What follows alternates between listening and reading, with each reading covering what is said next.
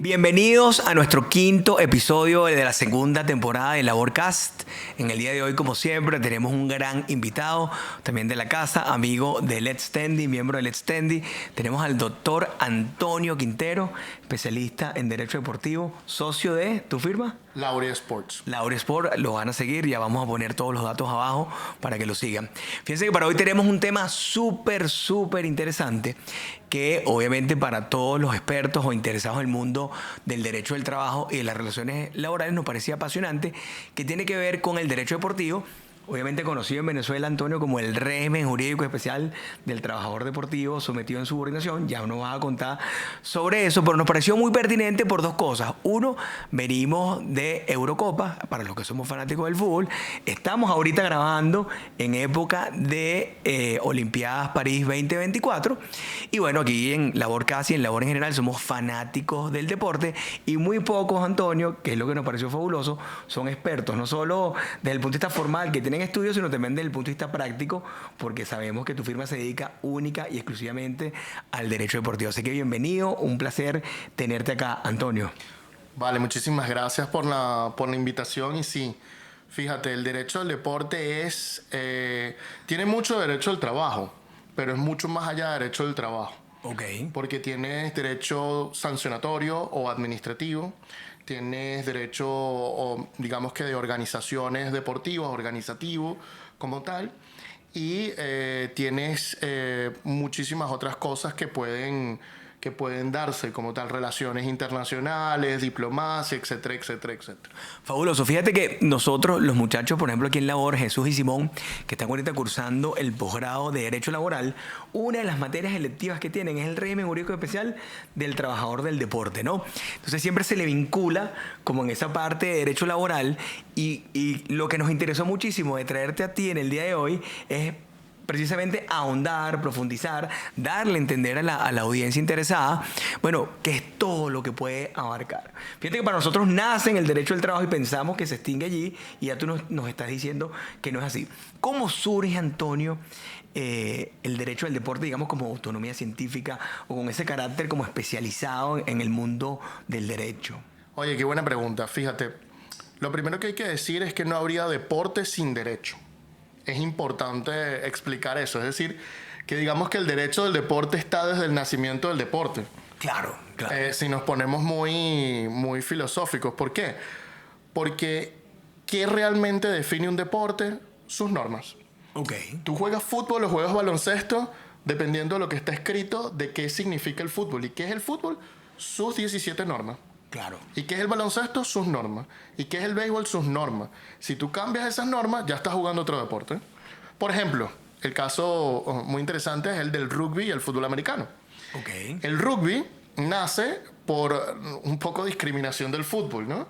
Se sientan en una taberna en 1863 en Inglaterra y un poco de colegios dice que, bueno, la primera regla, no se juega con las manos. ¡Pum! El colegio rugby dijo, ¿sabes qué? Me voy. No estoy aquí. El colegio rugby y un sitio que se llama rugby en Inglaterra. Unos años después, crean entonces el rugby y dicen, no, esto se tiene que jugar con las manos. Claro. Resulta que llega el rugby a Estados Unidos, que se llama Fútbol Rugby. Su nombre completo es Fútbol Rugby, como el del fútbol es Fútbol Asociación. Y en Estados Unidos, cuando llega el Fútbol Rugby, los americanos dicen, oye, esto está buenísimo. ¿Sabes qué? Vamos a profesionalizar esto. Claro. ¿Sabes? Vamos a hacerlo un negocio, vamos a hacerlo... A transformarlo. A transformarlo. Y rugby dice, no, esto no se puede profesionalizar, señor. Esto tiene que ser para siempre, para aficionados. No tiene que haber una ganancia monetaria al final del juego. Wow. Sí, los americanos dijeron, bueno, pero esto nos gusta mucho. ¿Sabes qué? Cámbiale 2 reglas ahí. Y entonces el rugby, que es el pase del balón hacia atrás, los americanos le introducen el pase del balón hacia adelante. Deporte completamente distinto. Normas nuevas, deporte nuevo. Deporte nuevo. Así mismo. Entonces, el derecho al deporte está intrínsecamente ligado a la definición de deporte. Claro. Y el derecho al deporte se va desarrollando o se empieza a desarrollar en 1900 como tal. Pero siempre estuvo allí. porque fíjate tú, eso que te conté de la taberna Freemason, que empiezan a regular, cuando empiezan a crear el baloncesto, este tipo de actividades, que viene por unos problemas que hay en Inglaterra, y resulta que se empiezan a crear las organizaciones deportivas. Y esas organizaciones deportivas empiezan a crear normas que los rigen a ellos y a los demás. Ok. Y eso ocurre a final de 1800, comienzo de 1900. Plena revolución industrial. Plena revolución industrial. Y se empieza a dar bastante en Inglaterra. Claro. Y se empieza a dar bastante en Inglaterra principalmente porque los ingleses tienen un fanatismo fuerte del fútbol. Claro. Y el fútbol fue la solución a una serie de manifestaciones y vandalismo que había en Inglaterra. A comienzo de 1800... los muchachos en Inglaterra eran muy, muy rebeldes, súper rebeldes, y entonces, no, estamos fastidiados, vamos a quemar un kiosco. Claro. Y iban y le quemaban a alguien, una empresa. Y entonces empezaron a estudiar que había que drenar eso. A través del deporte. A través del deporte. Y entonces empezaron a hacer, bueno, que termina las clases y ahora tienes deporte. Y esto se empezó a hacer cada vez más y más popular, y entonces empezaron a crear normas. Y empezaron a organizar todas las actividades deportivas. Y empezó a avanzar. Y entonces ahí también empezaron los congresos de educación física. Ahí el barón Pierre de Coubertin viaja a un congreso de educación física y dice, wow, ¿pero qué es esto? Y conoce a un viejo que se llama el señor Dimitris Bikeles. Y Dimitris Bikeles le dice, ¿tú sabías que había una competencia hace mucho tiempo que era parte de varias competencias que se llaman los Juegos Olímpicos? Y ahí ellos empiezan a investigar. Entonces tiene su germen ahí. Claro. En ese momento. Pero fíjate que me parece vital lo que estás diciendo, porque una de las cosas que uno siempre discute en la historia del derecho del trabajo, quizás es el carácter intervencionista. Es decir, nace primero una regulación muy del derecho civil privada, como tú la estás definiendo, para luego una intervención del Estado. Es decir, el derecho del trabajo como un factor intervencionista, la característica intervencionista se da desde el aspecto conflictivo. O sea, es decir, cuando surge la lucha de clases como manifestación entre las organizaciones sindicales, que pueden ser los gremios de jugadores o pueden ser los gremios también de equipos, las asociaciones, digamos, colectivas de personas o de trabajadores, junto con quien detentaba, en este caso, el poder económico, para hacerlo un negocio o para ir creciendo, es cuando viene el Estado y dice, vamos a darle un carácter heterónomo, vamos a regular lo que está pasando acá y, digamos, de ahí para acá el resto es historia, pues el derecho del trabajo. ¿Cuándo se considera entonces que esto es un trabajo, Antonio? Buenísima pregunta. Entonces, ¿qué pasa? Ya contamos más o menos cuál es el germen. La historia continúa en que empieza el fanatismo, se empiezan a organizar, se empiezan a crear estas organizaciones, se empiezan a reglamentar los diferentes deportes. Pero todo es como amateur. Todo es como amateur. Okay. Y aquí entonces hay una serie en Netflix buenísima que te cuenta la historia, de hecho, de los primeros 2 jugadores de fútbol profesional. Wow. Cada deporte tiene esta misma historia, pero... ¿Cuál es el nombre? Oye, ahorita no la recuerdo, pero es algo así como 1888, es como un año, ¿no? Y es buenísima porque fíjate tú que te cuenta cómo empezó. Y la historia es que este era un tipo que tenía una fábrica y tenía su equipo de fútbol. Y él ponía a sus trabajadores a estar en el equipo de fútbol, pero no les pagaba por eso. Eran como que los trabajadores... Como un aspecto recreacional. Pues, sí, claro. Y él dirigía el equipo de fútbol y los trabajadores jugaban. Y resulta que estas competencias se empezaron a tornar como más interesantes, ¿ya? Y más competitivas. Claro. Y entonces él escuchó que habían 2 jugadores escoceses muy, muy buenos y se los trajo y... Para reforzar al equipo. Para reforzar el equipo y supuestamente, no, como tenían que ser aficionados, estaba prohibido el profesionalismo, él agarró y los contrata para su empresa, ¿ok? Los trae para su empresa como trabajadores, pero mentira, ellos no están trabajando ahí, van y no hacen nada. Lo que ellos iban a hacer, iban a jugar fútbol. Y empieza la movida escondido y empiezan los jugadores a poco ser pagados, pero hay un movimiento muy fuerte que viene casualmente del barón Pierre de Coubertin, que el deporte debe ser amateur y que tú debes competir por ganar sin ningún otro beneficio. Claro, muy como con el espíritu olímpico, pero no con el espíritu profesional de que puedes vivir de ello y que vas a tener una contraprestación con motivo de esa prestación de servicio. Exacto. ¿Por qué? Porque al barón Pierre de Coubertin le cortaron una historia que no era verdad.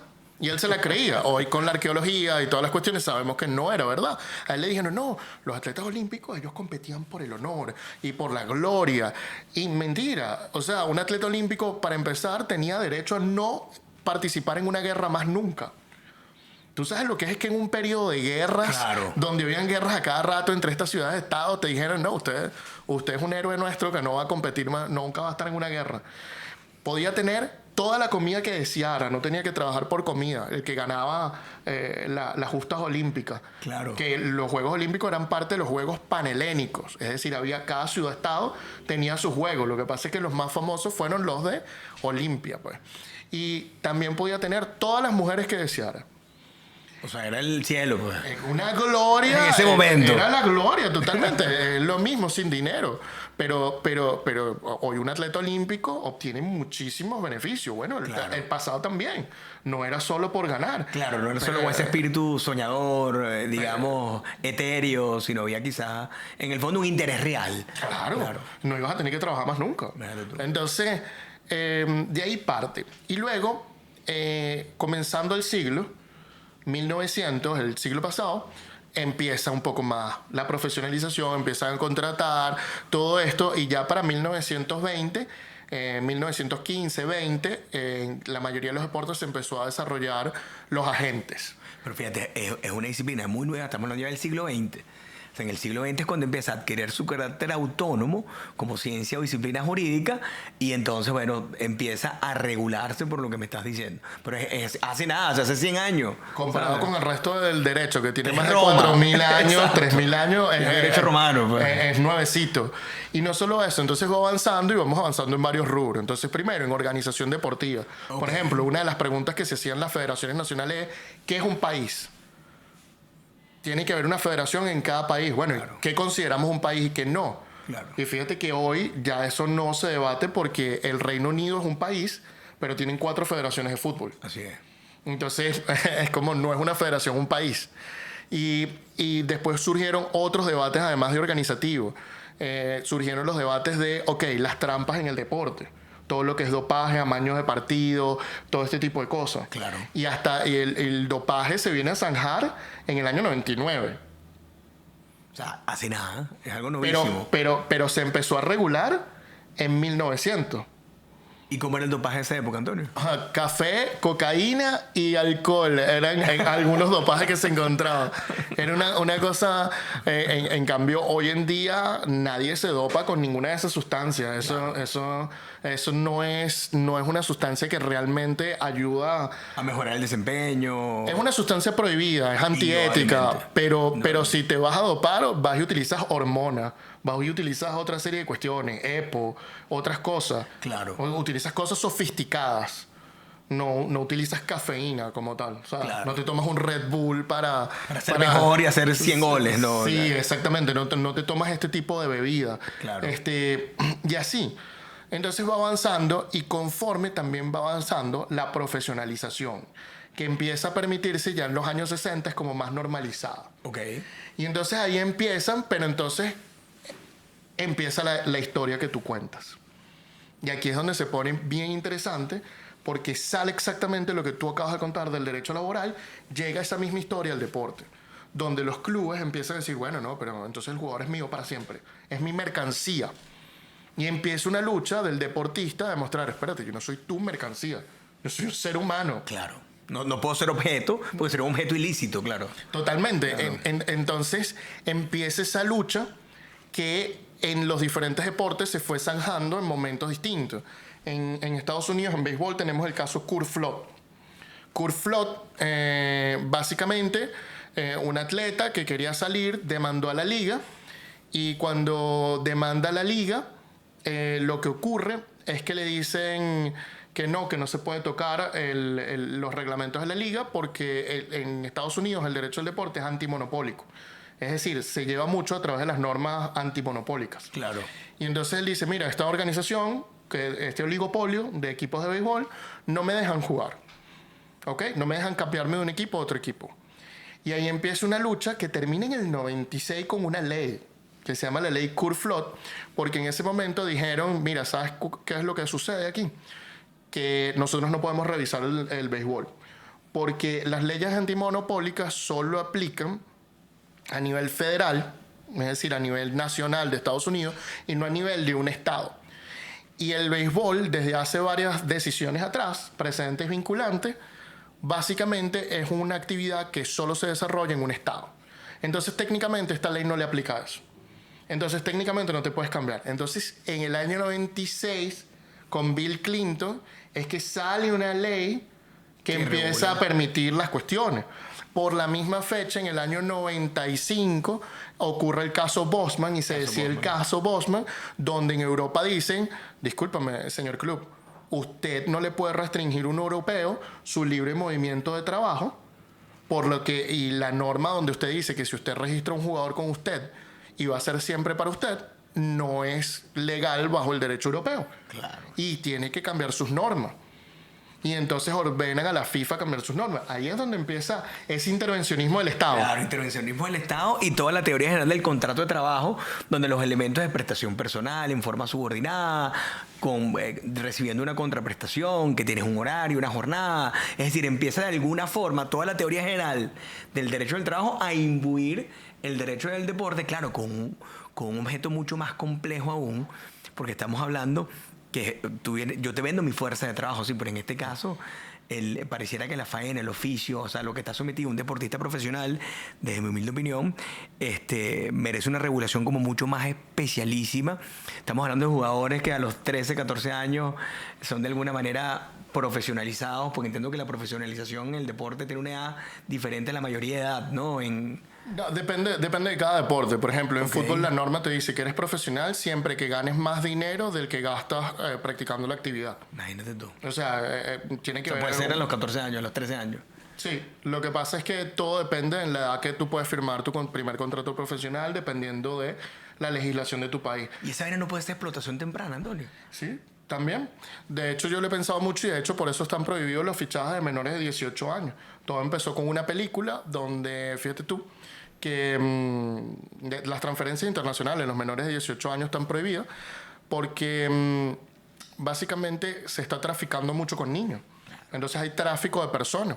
Y hay un documental del año 2011, ahorita Diamantes Negros creo que se llama, donde los agentes van directamente a África y se traen 53 niñitos, los meten en un montón de clubes de fútbol y los niñitos que quedan, chévere, a esos son los que vamos a atender y los demás los lanzan a la calle. Claro, una discusión relevante. Pues fíjate que no estamos hablando más del derecho del trabajo ni el desarrollo del profesional, sino es un tema que trasciende a lo público, a la política pública. Bueno, aquí en Venezuela sería el interés superior del niño y el adolescente y tendría como unas implicaciones muchísimo más relevantes que la estrictamente deportiva. Pero eso no tiene regulación, Antonio. Sí, tiene muchísimas regulación del derecho común. No, tiene regulaciones privadas y regulaciones del derecho común. Ok. Tiene ambas. La FIFA tiene, para el derecho laboral, tiene, por ejemplo, el reglamento sobre estatuto y transferencia de jugadores. Donde ahí regula un montón de cuestiones de transferencias y de movimientos de jugadores y además tiene el reglamento de agentes donde regula los agentes, tiene el reglamento disciplinario donde regula todas las conductas disciplinarias y tiene el reglamento del código de ética donde regula todas las conductas antiéticas. Y fíjate, en esa línea de tiempo donde estamos hablando, vienen los 60 y los 70, se empieza a profesionalizar el deporte, interviene el Estado, crea las normas. No interviene el Estado. Las federaciones. Las federaciones son las que crean las normas. El Estado se le olvidó el deporte por mucho tiempo. Importante. Y entonces el deporte privado fue avanzando y fue teniendo cada vez más poder, porque todavía no había una relación laboral ahí. O sea, sí habían relaciones laborales, déjame explicarlo de una manera. No estaba tan desarrollado este tipo de cuestiones y a los estados no les importaba mucho. Era como que, bueno, el circo y ya. Hasta que empiezan a descubrir en los años 60 y 70 el poder que tiene el deporte. ¿Pero por qué? Porque era un negocio. No. ¿Por qué? Porque la gente consume mucho el deporte. Es un producto súper consumido. Y es un producto que controla y que, más que controla, que influye en las masas. Claro. Entonces ellos empiezan a ver y el deporte termina de explotar a un nivel nunca antes visto y a otro nivel en 1970 cuando llega la televisión. Y con el Mundial de México 70. Claro, porque ese fue el primer mundial que se transmite a nivel internacional Sí. en vivo, indirecto y a color. Claro. Y entonces... Y con Pelé. Exactamente, y con Pelé en el mejor, terminando su carrera, pero con una selección de Brasil espectacular. Pero no solo es eso, la televisión exponencialmente agrandó todo lo que era el deporte y lo puso en otro nivel de una manera brutal. Pero, sin embargo, el deporte no sigue siendo una industria que mueve tanto dinero. Que eso es lo que percibe la gente, ¿no, Antonio? La gente dice, no, la economía del deporte, la potencialidad. Yo siento que la política es relevante en el deporte. Sí, total. Pero fíjate tú, te voy a poner un par de datos interesantes. La industria del derecho, de los despachos de abogados, mueven aproximadamente 3 veces más que lo que mueve todo el deporte mundial. No te creo. Es decir, la industria del derecho mueve más dinero que el deporte. Y sin televisión. Pero es para que tú entiendas. Pero eso sí, el deporte influye en la sociedad de una manera... Contundente. Y sí, Claro. es muy fuerte. Y por eso es que los políticos muchas veces se quieren adueñar de él. Claro, y lo vimos en la Guerra Fría. En todos Las lados. Olimpiadas en la Guerra Fría era la lucha del poder, básicamente. Claro, y lo seguimos viendo. Ahorita hay una discusión entre China y Estados Unidos sobre un dopaje, una cuestión, y esto lo han llevado prácticamente a un plano político. Así es. Entonces, al tema que voy es que el deporte es una actividad muy poderosa. No es un tema de dinero, más allá de los números que leemos. Esos números son bajos. Entonces, claro que cuando tú ves una transferencia a un jugador que pagan 240 millones... Claro, que es lo que uno se entera. Que pues, es lo que claro. uno se entera de euros, a ti te parece individualmente una cuestión. Pero yo estoy seguro que cuando tú vas y compras un Disney, compras una unidad de negocio, directamente paga muchísimo más de 240 millones. Claro. Estamos hablando de cuestiones increíbles. O cuando comparamos con Apple, es otro nivel. Otros números. pues. Otros números. Sí. Entonces, al final del día a mí me parece que es porque uno los ve de forma individual. Claro, y entiendo que también en ese negocio, una de las cosas, aquí citando a la doctora Jacqueline Moreau, que vale muchísimo de los deportistas son los derechos de imagen, ¿no? Y la explotación patrimonial de esos derechos de imagen, que entiendo a nivel de derechos televisivos, es lo que vale muchísimo dinero y a nivel también de patrocinantes, sponsor, etcétera. Pues. A ver, vamos. Es como complicada la afirmación. Te explico por qué. Los derechos de imagen va a depender mucho del país donde estés. Ok. Entonces, por ejemplo, en Brasil, por cada partido que tú juegas, te pagan un dinero por derechos de imagen, Como una regalía. una regalía por derechos de imagen, por lo que ellos llaman direito de arena. Derecho a arena. Así mismo. Y eso le pagan a todos los jugadores por cada partido. Pero es una regulación muy brasileña. Claro. Generalmente, yo como club te contrato y tú no vas a percibir más nada por tu transmisión en televisión Claro. Que tu sueldo, pues. o que lo tu yo salario pago. y lo que yo te estoy pagando. ¿Ok? Pero luego se empieza a complicar, porque depende de el nivel del atleta. Por ejemplo, Claro. Los atletas, es muy reconocido que el Real Madrid tiene una política donde si tú eres un atleta que llegas, la mitad de lo que tú percibas por derechos de imagen, lo consigas tú o lo consigue el club, va a ir al club. Y la otra mitad para ti. Caso que acaba de modificarse, que se modificó un poco con Cristiano Ronaldo, un poco con David Beckham, y caso que está completamente modificado con Mbappé, donde Mbappé creo que va a recibir, esto no son informaciones oficiales, son lo que dicen los medios deportivos, va a recibir 70% y Real Madrid 30%. Wow. Pero es diferente por ese poder, porque nosotros estamos acostumbrados a que siempre el patrono es más fuerte que el Claro. que El trabajador. poder de negociación que tiene el patrón. Claro. Exactamente, no. Y el hecho de que te contraten, etcétera, etcétera, etcétera. En el fútbol hay muy pocos casos, y muy específicos, donde el trabajador es más fuerte que el patrón o tiene el mismo nivel de negociación. Cosa que no pasa siempre, sino en la industria del entretenimiento. Claro, es una característica esencial. Entonces, todo esto de los derechos de imagen va cambiando según el club, según tu perfil, según quién tú seas. No todos los jugadores venden igual de camisetas, no todos los jugadores son igual de importantes. Y esto va a variar un poco dependiendo de eso, pues. Claro, del área de especialidad, el tipo de deporte, etcétera. Entonces, fíjate, Antonio, nacen las organizaciones, los gremios, crean sus propias normas, de algunas se van regulando. bueno, nace el deporte profesional en los términos que tú lo has venido explicando. ¿Y cuándo le interesa el derecho al trabajo? O sea, ¿por qué lo incorporamos en nuestra ley, por ejemplo, en la venezolana? Pero qué espectacular, porque acabo de hacer una investigación sobre esto. Y no solo eso, sino que además la estamos publicando en una revista, creo que en España. Ah, porque bueno. Sí, y esto me llevó porque tuvimos un juicio muy importante que nos llevó a eso. Claro. Y yo continué investigando la cuestión. Fíjate tú, en Venezuela las normas del trabajador deportivo o del trabajador del deporte nacen en 1973 con el reglamento que hace Caldera. Entonces a mí me dio como que mucho interés y yo digo, bueno, ¿y Caldera dónde sacó esto? ¿No? Claro. Pues él puso una comisión, por supuesto, y una cuestión que entiendo yo que tenía problemas con el Congreso en ese momento y por eso lo sacó por reglamento y no por... Y no por la ley formal. Y no a través del como ley Congreso. orgánica, pues, exacto, claro. ¿no? Su reforma de la ley del trabajo, entonces él la metió como un reglamento de la ley del trabajo. Entonces yo dije, bueno, ¿y Caldera dónde se le saca estas normas? Caldera no es conocido por ser un atleta, un deportista, etcétera, etcétera.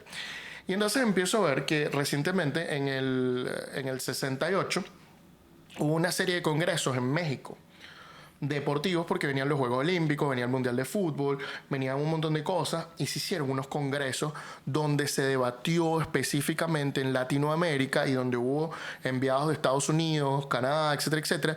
Se debatió sobre el deporte y sobre la legislación deportiva en un congreso de derecho deportivo que hubo en México. Claro, en las vísperas de los Mundial Juegos, y los Juegos Olímpicos. exacto. Y entonces ahí se discutieron crear una serie de normas, ¿ok? Y hay una norma particularmente que fue la que yo le hice la investigación. Ya voy a eso, pero luego de eso, en México se promulga la Ley Federal del Trabajo del año 70, si mal no recuerdo, 70, 71, ahorita me falla el año, y Caldera toma estas normas de allí. Hay normas que son calcadas hasta el día de hoy. Claro. Que, o sea, tú lees la ley mexicana ¿De derecho deportivo? del trabajo Okay. y lees esa norma y lees la venezolana y es la misma redacción. Claro. Y lo que tú dices es clave, te atajo para los laboralistas, porque, por ejemplo, toda nuestra historia de derecho del trabajo, no solamente venezolana, sino latinoamericana, está muy influenciada por los mexicanos desde la Constitución de Querétaro, que creó el derecho de asociación y nace de ahí el derecho a libertad sindical. Inclusive, autores fundamentales que nosotros estudiábamos a nivel de posgrado, como Mario de la Cueva y Néstor de Buen, son mexicanos también, citados aquí por la Sala Social y, digamos, como una referencia obligada en materia de derecho del trabajo. Fíjate que no es la excepción para el derecho deportivo que los mexicanos, digamos, sean una referencia también obligada a nivel latinoamericano. Pues. Totalmente. Entonces, de ahí parte, y eso influencia no solo la legislación venezolana, sino muchas legislaciones más. Claro. Y empezamos a encontrar, nosotros estábamos investigando lo que es el beneficio de un beneficio que le corresponde al trabajador en la transferencia. Claro. Cuando un futbolista o cuando cualquier deportista en Venezuela es transferido de una institución a otra y eso pagan dinero por esa transferencia, un club al otro club, el patrono que está recibiendo ese dinero tiene que darle 25% como mínimo. Eso es lo que está en la norma. Eso es lo que está en la norma, como mínimo al jugador. Porque dicen, y esto tiene una explicación, yo decía, bueno, ¿por qué tiene que hacer eso, no? ¿Por qué 25 y no fue 50? ¿O por qué, claro? Sí, y aparte, ¿cuál es la razón del...? De ser. Y eso fue lo que yo empecé a investigar porque teníamos un juicio sobre esta cuestión, ¿no? Y lo empecé a investigar y investigar y investigar. Y cuando llegué al derecho venezolano se me agotó porque Caldera no lo explicaba bien. Claro. Y decía, bueno, pero ok, entiendo lo que quieres decir, pero no me queda claro. O sea, ¿de dónde sacaste tú eso? Y ahí fui a la ley y luego fui a los trabajos preparatorios, la ley del 71. Claro. Y ahí encontré la norma y encontré la razón. Resulta que si tú le pagas a un club, o lo que pensaban los legisladores en ese momento, que si yo, Club A, te pago a ti, Club B, para que tú me transfieras un jugador, eso es una especie de esclavitud. Y como eso es una especie de esclavitud y yo estoy pagando por una especie de esclavo, yo lo que quiero es humanizarlo más. Entonces, para humanizarlo más, yo le voy a dar par de derechos al trabajador. ¿Cuáles son este par de derechos que yo le voy a dar al trabajador, al atleta en este caso? Yo le voy a dar, número 1, la decisión de que si él no se quiere ir, no se tiene por qué ir. Claro. Y número 2, que si acepta irse, bueno, le va a tocar una tajada de lo que va a recibir el otro y así humanizamos la transferencia. Esa es la razón de la norma. Claro, claro. Esa Es como una indemnización por venderte. Sí, lo que pasa es que hoy en día el deporte está tan evolucionado que a veces hace innecesario esa tajada porque el jugador cuando llega al nuevo club le pagan un bono de firma. Claro. Y ese bono de firma lo ayuda muchísimo, ¿no? Claro. Pero lo cierto es que está en la ley y está de los países de Sudamérica que participan en el fútbol sudamericano. Revisamos casi todas las legislaciones y hay un solo país que no lo tiene. Y fíjate, Antonio, que nosotros en el derecho laboral común y ordinario tenemos la transferencia de trabajadores o la sustitución de patronos, pues, esas dos vías. Pero por la transferencia de trabajadores, un trabajador ordinario no percibe nada. Lo único que percibe es las prestaciones producto de su antigüedad, lo que él venga acumulando, y que les garantice las mismas condiciones. Si le das mejores, mejor todavía. Pero que al menos les garantice la misma. Pero no hay una indemnización. Pero por eso aquí sí. ¿Por qué? Porque en el trabajador, lo que se entiende, lo que pasa es que de deporte a deporte cambian algunos detalles, Claro. ¿no? Pero en el fútbol se entiende que yo te pago para que tú rompas el contrato, termines el contrato con ese trabajador, Para lo que dejes rescindas libre, claro. lo dejes libre y él venga conmigo.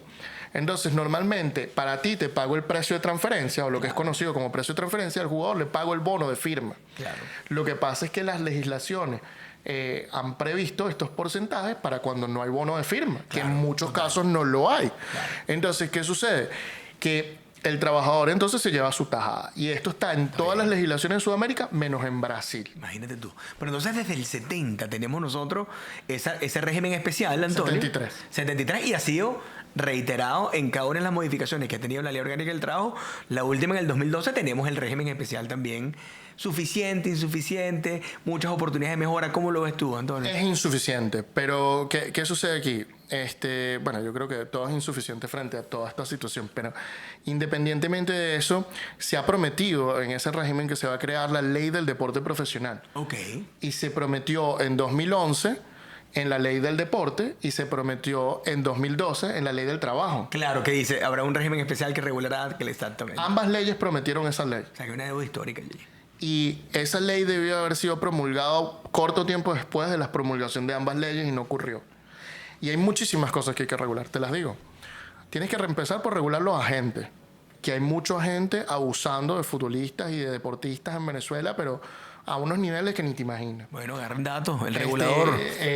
Hay que regular todo el tema de las infracciones disciplinarias y todo lo que son multas que los clubes le pueden imponer a sus jugadores o no, procesos disciplinarios, todo este tipo de cosas. Claro. Hay que regular el tema dopaje, sin duda alguna. Hay que regular todo lo que es amaño de partido. Solo te he mencionado 4. Claro, y son relevantes, ojo. Y puedo sentarme a mencionarte muchísimas más. Porque el futbolista, cuando termina su relación laboral, no solo se lleva ese 25% si pagan por él, Claro. sino además se lleva su prestación social, se lleva sus utilidades, se lleva sus vacaciones, Los su beneficios bono de vacaciones. ley, pues, claro. Todos. Y Qué ya fin. esto ha sido reconocido por tribunales internacionales también. Así es. Te pregunto, porque ahora estás tocando un área que es archi desconocida por los laboralistas, primero porque no los tenemos, como te mencioné, en los posgrados, pero cuando hablamos de régimen especial es nada más hablar de la normativa que está allí. ¿Cómo se da esa vinculación, Antonio, de ese derecho extranjero o el derecho que dictan estos gremios, asociaciones, con el derecho interno?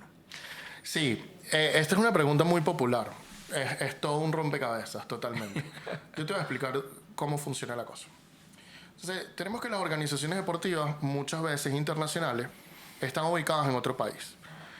¿Por qué existen estas organizaciones deportivas? Porque hay que estandarizar normas mundialmente. Claro. ¿Por qué hay que estandarizar normas mundialmente? Muy sencillo. Porque si tú juegas fútbol con las manos en Venezuela y juegas fútbol con los pies en Ecuador, ¿cómo juega Ecuador contra Venezuela? No tiene sentido, ¿verdad? Así es. Entonces estandarizamos las normas y lo estandarizamos en muchos aspectos. En lo laboral también. Entonces tenemos un montón de normas estandarizadas. Por ejemplo, yo te puedo comentar a ti que en el fútbol está estandarizado mundialmente. Esto aplica para China, como para Estados Unidos, como para Holanda, como para Brasil, que si un jugador deja de recibir su salario por 2 meses, le entrega una carta a su equipo diciendo tienes 15 días para pagarme los 2 meses y si no le pagan los 2 meses, el jugador es libre. Libre. Y se va. Rompe su contrato de trabajo, una rescisión. Esto está estandarizado En esas ligas. en esas ligas, no, en el mundo. En el mundo, en todo el... Eso aplica en Venezuela, aplica en ¿Y China. cómo está estandarizado? Ahí... Te estoy diciendo, hay una norma de la FIFA que se llama de la FIFA. reglamento. O sea, tengo que estar afiliado en FIFA. Se llama Reglamento sobre Estatuto y Transferencia de Jugadores, Ok. que tiene claramente definida esta norma y dice, si a un jugador no le pagan 2 salarios, le tiene que entregar 15 días de notificación y si en los 15 días de notificación no le pagan, usted se puede terminar el contrato, irse y luego demandar al club Por el cobro de sus acreencias por laborales. todo el contrato, pero eso sí, también está regulado que si usted consigue un nuevo trabajo, el dinero de ese nuevo trabajo que es en el mismo tiempo que hubiera ocurrido su contrato, se va a deducir de la indemnización que va a pagar el otro club. Ok. Y esa es una norma mundial. O sea que esas federaciones por disciplina son las que estandarizan. En el caso del fútbol, la FIFA. Exactamente. Entonces, ¿qué ocurre? La FIFA no te niega el derecho laboral. Te dice que si tú vas a su jurisdicción, a sus tribunales, ella va a aplicar primero su reglamento y luego va a analizar si aplica el tuyo, tu ley nacional. Pero FIFA, en este momento, de forma política, ha decidido no aplicar ninguna ley nacional. ¿Y cuál es la motivación? No hay una razón de fondo. No te la dicen, la motivación te enteras tú después por los pasillos. Y la Claro. motivación es, no podemos aprendernos 193 legislaciones. Claro. Tenemos un equipo de 20 personas para todos los casos del mundo. Entonces... Un tema de capacidad, de infraestructura, pues, en la Sí, FIFA. económico, netamente, Claro, ¿no? claro. Entonces, cuando tú apelas y vas al Tribunal de Arbitraje Deportivo, que es el sitio, es como el tribunal supremo de todos los deportes, por decirlo así, o de la mayoría de los deportes que se suscriben a ese tribunal, ese tribunal sí toma en cuenta tu ley aplicable y tus cuestiones, y hay casos espectaculares. Hay un caso que a mí me gusta mucho, lo cito en casi todos nuestros casos, que es el caso Ariosa, donde ellos analizaron una ley, este era un uruguayo trabajando en Paraguay, fue despedido porque le dio cáncer, el equipo lo despidió porque se enteró que tenía cáncer y lo votó, así mismo, y el tribunal agarró y analizó toda la ley paraguaya y le pagó todas las indemnizaciones habidas y por haber en la ley y hasta daño moral y todo. O sea, claro, muy mal de este equipo que abandonó al tipo así de un día para otro, ¿no? Indudablemente. Indudablemente que en Venezuela sería considerado como una causal de despido si es una discapacidad total y permanente, o sea, es decir, más del 67% producto del cáncer, pero tendría unas indemnizaciones que pueden estar o en la Lochimat, dependiendo de la causa en específico, pero tendría un amparo interesante a nivel regulatorio, por lo menos venezolano. Ok. Entonces, esa dualidad se da. Federaciones con la especialización, todos los países afiliados a esas federaciones, y tienes el TAS, que de manera indefectible te aplica derecho interno con el derecho, digamos, de la federación respectiva. Y además el TAS es muy importante, y te explico por qué. En Suiza, que es donde está la mayoría de las federaciones y que se protege la autonomía, básicamente se piensa de que cuando tienes un órgano decisor, ese es como una mano derecha tuya, entonces realmente no es imparcial. Realmente tú estás metiendo tu mano en algo y poniendo tu opinión, pero no es como 100% imparcial, como le gustaría a los suizos que fuera, digámoslo así. El TAS, al estar externamente, al no depender de tu federación, se vuelve un órgano de revisión importante que va a, de forma independiente, revisar esa decisión para ver si tú cometiste un atropello allí. Indudablemente. Sí, no tiene ningún tipo de afiliación, no tiene ningún tipo de dependencia ni económica ni financiera. Sí la tiene. No, tampoco voy a quererle mentir a la gente, ¿no? Hay convenios que tiene el TAS. El TAS tiene un convenio con el Comité Olímpico Internacional y con FIFA. Entonces FIFA, a través de pagan un dinero directamente porque tienen demasiados casos en el caso de FIFA. Y en el caso del Comité Olímpico Internacional, básicamente ellos fueron los que fundaron el TAS. Claro. Entonces lo hizo Juan Antonio Samaranch, mandó a crear este tribunal porque no quería que los tribunales nacionales siguieran dirimiendo casos del deporte porque no entendían. No entendían. Entonces una final que se tenía que jugar hoy pasaba 10 años jugándose. Entonces la apelación, más la otra apelación, más la otra apelación.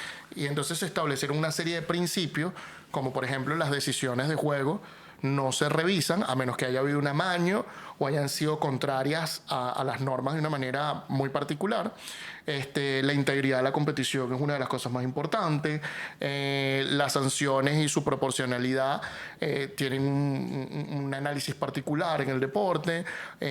Los estándares probatorios a los que hay que llegar para que te den la razón o no tienen una particularidad dependiendo del tipo de caso deportivo que sea. Claro. Entonces, por ejemplo, si es un caso de dopaje, los estándares probatorios para probar que alguien se dopó, básicamente son lo que llaman a satisfacción de un panel.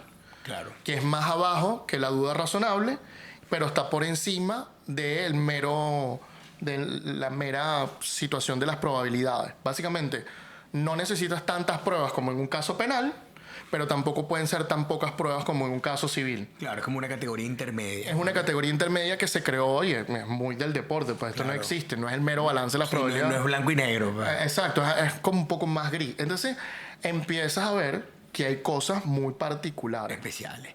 Claro. Y fíjate que es la tendencia, porque inclusive hasta en el mismo derecho laboral, cuando se crea la Constitución del 99, una de las peculiaridades que tiene, creemos una jurisdicción especializada en materia laboral, porque recordemos que antes la materia laboral la conocía la sala civil, no existía una sala especializada como hoy en día la sala social, y obviamente un área más especializada aún, como puede ser el derecho deportivo, lo natural es que tendiera, justicia tardía no es justicia, imagínate tú en los eventos deportivos que la pertinencia es relevante, como tú dices, no puedes atrasar una final, no puedes atrasar un evento deportivo, no puedes atrasar una olimpiada, eso en el cronograma de un deportista no existe, que se está preparando, que está trabajando, obedece a otras naturalezas y a otras realidades. Pues. Imagínate tú que para coronar un campeón o entregar una medalla, no, es que hay que esperar la apelación del tribunal. Exactamente. Entonces, y a veces pasa con todo eso, y pasa dentro del derecho al deporte, pero el derecho al deporte es rápido. Claro. Por ejemplo, ahorita en Juegos Olímpicos estamos teniendo casos en menos de 24 horas decididos. Y tiene que ser así. Se presentan en menos de 24 horas. Presentas escrito, presentas pruebas, hay audiencia y hay decisión. Fabuloso. Claro, y a veces en cuestión de rápido, Antonio. Bueno, cuando hay honorario, hay veces que hay gente que cuadra, hay abogados que son contratados por comités olímpicos, claro, y están en los Juegos Olímpicos preparados. Y así como ellos, hay 12 árbitros colocados por el TAS que están a la disposición 24 horas al día, decidiendo casos. Normalmente hay 17, 18 casos por Juegos Olímpicos. Pero increíble. Fíjate, Antonio, algo que nos llama muchísimo la atención, descendiendo a tu plano práctico. Ya excelente toda la explicación que has dado, histórica, dogmática, teórica. En tu experiencia, cuando vamos a dirimir controversias, yo entiendo por lo que conozco y valga la cuña, Lauria es la firma, bajo mi óptica, más importante de derecho deportivo que hay en Venezuela, por lo menos con las personas más formadas, con más experiencia que yo conozca, es la que lidera Antonio con su equipo de trabajo. ¿Cómo dirimes una controversia? ¿Cómo esa decisión de que me voy al tribunal interno, dependiendo de la jurisdicción, o voy después al federativo y después al TAS? ¿Cómo toman esas decisiones? Bueno, fíjate tú, no es que tú puedas escoger dónde ir tan fácilmente, ¿no? Ok. Llamamos la jurisdicción, los abogados. ¿Cómo determinan la jurisdicción aplicable? Fíjate tú, vamos a hablar del tema fútbol, que es probablemente el que más manejamos nosotros. Tú tienes 2 jurisdicciones aplicables a primera instancia. Ok. Tú lo primero que tienes que ver es que en el fútbol la FIFA recibe casos siempre que las nacionalidades de club y jugador sean distintas. Porque FIFA solo recibe casos internacionales. Y ellos deciden que esos casos internacionales solo ocurren cuando tú tienes una nacionalidad distinta al club. Por ejemplo, club colombiano y jugador venezolano. Claro. Club peruano, jugador chileno. Entonces ahí tienes una internacionalidad y solo reciben esos casos. El resto de los casos tienen que ir a tu federación deportiva, claro, que debería tener un tribunal. Ok. Entonces, ¿qué sucede? Que si el caso es internacional, tienes que llevarlo a FIFA. Y si el caso es nacional, debes llevarlo a tu federación. ¿Qué es nacional? Misma nacionalidad. Venezolano, club venezolano con jugador venezolano. Claro. ¿Qué sucede? ¿O dónde se pone divertida la cosa? Cuando tienes un jugador con doble nacionalidad. Claro. O triple nacionalidad. ¿Y cuál nacionalidad es la que aplica? Exactamente. Bueno, la cuestión de la nacionalidad que aplica es la nacionalidad con la que fue inscrito o la nacionalidad del país que él representa. Ok, en la selección. Pues, En la selección. Entonces tú puedes tener a un ítalo-venezolano, Claro. pero su nacionalidad es venezolana. Máximo Mariota, por ejemplo. Por ejemplo. Por ejemplo, tenemos otro caso donde, ok, yo he representado a la selección venezolana, pero ya no la represento más, pero yo vengo a Venezuela y tengo otra nacionalidad Claro. y me inscribes tú con otra nacionalidad. Tu club estás aceptando que yo estoy utilizando otra nacionalidad y ergo, ya sabes que puedo ir a FIFA. Claro. Entonces, Ya te entiendo. por ahí va la cuestión. No es que tú puedes verdaderamente hacerlo. ¿Qué es lo que pasa? Wow. Que la jurisdicción de la Federación, por ejemplo, venezolana, te admite casos internacionales. Entonces, hay muchas personas, muchos extranjeros, que porque su abogado decide ir a la jurisdicción nacional, entonces tienen su caso aquí. Pero, en teoría, este caso debería ser escuchado internacionalmente. Y en tu experiencia, ¿dónde es mejor? Más allá que a veces no tienes dónde escoger por los factores de conexión que me estás diciendo que determinan la jurisdicción. Pero en tu experiencia, No, y además se vuelve más complicado porque entonces si tú y yo, en vez de escoger FIFA o escoger la federación, ponemos directamente ir al TAS sin pasar por ningún lado, podemos también hacerlo. claro. Entonces ya nos vamos directo a Suiza y olvídalo, ya no voy a pasar por las primeras instancias y listo. Yo creo, en principio, que la jurisdicción de FIFA es la que es superior a la mayoría porque, número uno, la velocidad Claro. es muy rápido. Un caso te lo deciden. Mira, hemos tenido casos que en 28 días ya tenemos decisión, Imagínate tú. como más rápido, pero aproximadamente En un mes. en 4 meses tienes una decisión y en 6 meses ya esa decisión es ejecutoria. Porque una vez que sale tu decisión, tienen 45 días para pagar. Y si en 45 días no pagan, inmediatamente mandas una carta a la FIFA y a ese club le quitan fichaje. Wow. Y no puede fichar. Claro. Y además hay unos intereses que están corriendo allí. Entonces es muy eficiente. Los problemas que tiene FIFA es no conoce derecho nacional, Interno, claro. no te da esos beneficios de ley, no te entrega una serie de cuestiones, Pero tienes una justicia rápida. pero tienes una justicia rápida. Eso sí, lo que te dice su reglamento es que debería hacerlo. Ellos eligen por política no hacerlo. Indudablemente.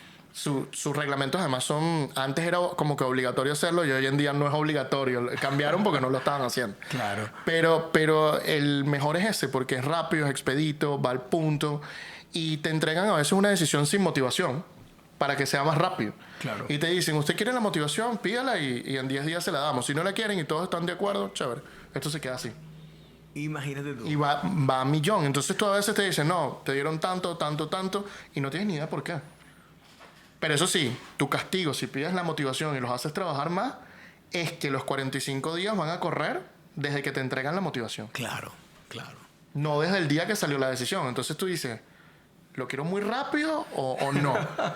Y eso es tan, pero de una manera espectacular. No, pero eso es una maravilla. Súper eficiente. Por ejemplo, para los abogados latinoamericanos, que los procesos normales de jurisdicción civil, mercantil, laboral, son procesos muy lentos, esto es como el paraíso. Aunque crea otro tipo de problemas, como me comentaba fuera de cámara, pero bueno, son lo que yo llamo problemas agradables, son problemas diferentes. No, también te crea otro tipo de problemas porque esto tiene que ser rápido. Pero imagínate el club que dice, ay, sabes que no voy a pagar, y está bien, no voy a fichar. No voy a fichar durante Claro, la mitad de la asumo el temporada. riesgo, no me importa. Asumo mi sanción y asumo la multa y todo eso. Y entonces después te empiezan a perseguir al trabajador. Y el trabajador tiene 2 oportunidades para conseguir trabajo, porque tampoco es libre de conseguir trabajo cuando él quiere. Claro. Porque eso afecta la integridad de la competición. Entonces tú tienes lo que se llaman las ventanas de registro o ventanas de transferencia. Y solo en esos meses se puede contratar jugadores. Que es como lo que uno escucha como fanático, el fichaje de invierno y el fichaje De verano. De verano, exacto. ¿Qué pasa? Que entonces tu jugador, si tiene este problema con el club y el club decide no fichar y el club además tiene influencias, busca para que no lo fichen y eso es un periodo corto, 2-3 meses, donde ellos logran convencer a alguien de crearle un daño al trabajador y el trabajador se queda sin jugar por 6 meses Wow. y se va atrofiando. Claro, no, indudablemente es un perjuicio Entonces, brutal, sobre todo porque su vida útil es muchísimo inferior a la vida útil de un trabajador ordinario que puede trabajar hasta los 70 años. Bro. Totalmente, estamos hablando de un futbolista 7-8 años. Imagínate tú. Si eres muy bueno, llegas a 14. Si eres demasiado increíble, bueno, Si llegas eres a 20. CR7, claro. Si es increíble, llega. Si CR7 es increíble, Messi increíble. Claro. Todos esos jugadores, Toni Kroos, brutal. Todos esos jugadores fueron increíbles. Ryan Giggs, un montón de jugadores que hicieron esto. Pero son pocos. Son la punta del iceberg. Sí, no es realmente la mayoría del trabajador deportista Exacto. profesional. Fíjate, Alejandro, Antonio, perdón, llegué Alejandro, que me quedé pensando en nombre de futbolista, ¿no? Que estabas hablando. Aquí estamos entrando a la etapa final, ¿no? El programa súper interesante, Antonio, porque creo que tenemos como muchísimas aristas que pudiésemos ir viendo. Pero bueno, el tiempo nos apremia y tenemos que cumplir con el tiempo del podcast, ¿no? Yo siento, y esto me encanta pensarlo, que cada día tenemos más presencia de deporte en los medios de comunicación. Cada vez con las publicaciones, las redes sociales, uno se siente más cerca de la competición deportiva, sea cual sea, los deportes tradicionales y los no tradicionales, los deportes extremos. Ya me queda muy claro que con las regulaciones, en la medida que eso vaya avanzando, tenemos más derecho deportivo, pareciera que es la tendencia. Ahora, en cuanto a las tendencias regulatorias, la regulación va de la par a cómo se está dando el auge del deporte, estamos por detrás, porque ¿qué siento yo, por ejemplo, con las tecnologías en el derecho? Nosotros sentimos que vamos muy por detrás, sentimos que las tecnologías van volando, se desarrollan con mucha más capacidad a como, digamos, los gobiernos, los legisladores van con la... Y eso hace entonces que lleguemos muy atrás para determinados hechos sociales. ¿Qué está sucediendo en el deporte hoy en día? Bueno, yo creo que el deporte sufre más o menos lo mismo de lo que tú has dicho, pero no es con tecnología, sino es con nuevas formas de inversores. Ok, a ver. Estamos muy atrás, o sea, se crearon unas normas para lograr que no se quebraran clubes con facilidad, no llegara un inversor y invirtiera, contratar y dejara salarios muy altos y luego él se fuera y el club quebrara, pero no tiene cómo sostener eso. Claro. Porque eso solo dependía de él. Y hoy en día se crearon unas normativas para que esto no pasara y los clubes buscaron formas de bypassear estas normativas. Evadir esa normativa, claro. Y es muy complicado porque todavía no nos hemos dado cuenta de la magnitud de lo que está ocurriendo. Entonces están saliendo los grupos de clubes, ¿ok? Y los clubes Estado. O sea, los grupos de clubes es cuando una organización, ya sea un país o una empresa, tiene varios equipos de fútbol en el mundo. Okay. Y como ese grupo de patronos, por llamarlo así, en el léxico laboralista, exacto, ese grupo de patronos en diferentes partes del mundo afecta y cuáles son, hasta dónde llega su alcance de poder. Claro. Ahorita nos acabamos de enfrentar a un despido escalonado y estamos súper sorprendidos. Es algo que nos llegó y que no lo teníamos, donde un club no quería a determinado jugador y entonces agarró y engañó al jugador y le dijo algo así como: tranquilo, te vamos a traspasar a este otro equipo, que ahí vas a jugar, pero ese equipo no es de ellos supuestamente, pero como que están cercanos a comprarlos, ¿no? Claro. Y entonces, solo traspasando esto, y como el jugador no estaba jugando aquí, el jugador aceptó rebajarse 50% del salario o más. Va a este otro equipo y en este otro equipo tampoco juega. Wow. Y entonces lo quieren votar y le quieren volver a reducir 50% más del salario. Que sería como el 80% del inicial, ¿no? Claro. Entonces ya tú empiezas a ver, ok, es que ya entendí lo que estás haciendo. Claro. Entonces fíjate tú cómo hacen estos esquemas. Eso sería buenísimo para el derecho laboral. Que me parece súper fraudulento en el fondo. Indudablemente. Y el jugador va creyendo de que va a obtener algo y no obtiene nada. Lo único que están es bajándole el salario, claro, de un momento a otro. Es un despido indirecto. Total. Entonces, ¿qué está ocurriendo aquí? Que empezamos a ver este tipo de cosas con los grupos de clubes, así como te contrato y te paso de un club a otro y entonces amortizo el fichaje en este club y a este club se lo paso gratis y entonces este club no tiene que declarar nada y entonces no se rompen las reglas de integridad de competición, claro, que son ¿cómo se llama? De fair play financiero. Claro. Y así empiezan a jugar con este tipo de cosas. Y lo otro son los clubes estados, que entonces son demasiado poderosos. Y entonces, ¿sabes qué? Yo quiero ese jugador. Déjame llamar al presidente de ese país para que llame a ese jugador y lo convenza de que fiche conmigo. yo presidente de este país. Ya entiendo. Entonces tú empiezas a ver y tú dices, wow, ¿cómo compites tú contra eso? Entonces estamos viendo que hay muchísimas cosas. Y eso es por decirte la punta del iceberg. ¿Hay sindicatos, muchísimas- Antonio? Claro, está FIFPro, el Sindicato Mundial de Futbolistas. No sabía, me estoy enterando hoy. Es un sindicato mundial y que tiene sindicatos en cada país. Wow. ¿Y qué tal? ¿Cómo funciona ese sindicato? A mí me parece que bastante... ¿Tiene poder de negociación? ¿Logra cosas? Sí, está dentro de FIFA y todo. Tiene jueces dentro de FIFA, está dentro de FIFA y negocia dentro de las organizaciones que están con FIFA. También hay un sindicato de patronos en este momento, la Asociación de Club Europeo. Claro. También hay un sindicato de ligas, que es un sindicato de sindicatos de patronos. O sea, la cantidad de actores con poder que juegan en la regulación es brutal. O sea, para la negociación y para dirimir controversias también. Entonces FIFA ya dice que su reglamento sobre el estatuto de transferencia, ellos lo ven más como un acuerdo colectivo del trabajo que como un reglamento. Claro. O al menos claro. eso es lo que intentan vender. Yo creo que tiene de todo. Creo que tiene un poco de acuerdo colectivo de trabajo, pero también tiene intereses directos de FIFA. Claro, indudablemente. Así no es como entre dos partes, sino es como entre tres partes. Entonces, pero bueno, por ahí va la cosa. Buenísimo. Antonio, comentarios finales sobre Venezuela. Tú que eres abogado venezolano, graduado en Venezuela, ejerces en Venezuela, obviamente aunque tu ámbito de aplicación es extraterritorial por el tipo de especialización que tienes. ¿Qué comentarios finales tú pudieses dar o al regulador o a los clubes o, digamos, pretensiones legislativas que te gustarían, que ya nos adelantaste unas cuantas? No, Por así como 2 o 3 que tú digas, mira, con estas 2 o 3 cosas, coño, mejoraría mucho el tema deportivo en Venezuela. Yo te voy a dar una sola. Cumplan lo que prometen. Ok. Eso es lo más básico. Y la segunda, mucho más sencillo, es actúen de buena fe. Pacta sunt servanda. ¿Quieren ganar casos? ¿Quieren ganar casos? Quien actúa de mejor buena fe es quien gana los casos. Quien actúa de una manera con mala fe, con malas intenciones, tratando de obtener esa ventajita por ahí, esa vivecita criolla, va a llevar. Y va a llevar feo. Claro. Porque entonces te condenan feo. Porque allá afuera, el amiguito, el otro, eso nada de eso funciona. Claro. Hay institucionalidad. Allá afuera te van a pegar con todo el palo de la ley. Claro. Entonces lo mejor es, pórtate bien y todo va a salir bien. Me gusta ese mensaje. Ese mensaje lo hago extensivo, Antonio, para todas las áreas del derecho. ¿Viste? Mira, Antonio, muchísimas gracias por tenerte acá, a tu equipo. Andrés Moró, que también te acompaña, que es miembro de tu equipo. De verdad que buenísimo. Segundo invitado, Let's Standing, que tenemos acá. Un tema, aparte, súper cool, porque es como agradable. Todo el mundo quiere escuchar de fútbol, de béisbol, y no aquí esas cosas fastidiosas que a veces hablamos. Mentira, es fastidioso, pero creo que el deporte siempre tiene un agregado lúdico que lo hace como muy chévere. Muchísimas gracias, Antonio. Te vamos a tener, Carla, otra vez otro invitado para la tercera temporada para hablar de 1000 vainas que podemos hablar. Pero sumamente agradecido, ¿viste? Un placer. No, claro que sí. Gracias a ti, Carlos. Gracias a todo el equipo de labor. Y bueno, no se lo pierdan.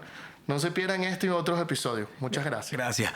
Para la audiencia de Laborcast, síganos, recuerden, dennos like o dejen su comentario, que con todo gusto le estaremos respondiendo. Y bueno, seguimos aquí en nuestra segunda temporada de Laborcast. Los queremos mucho. Chao.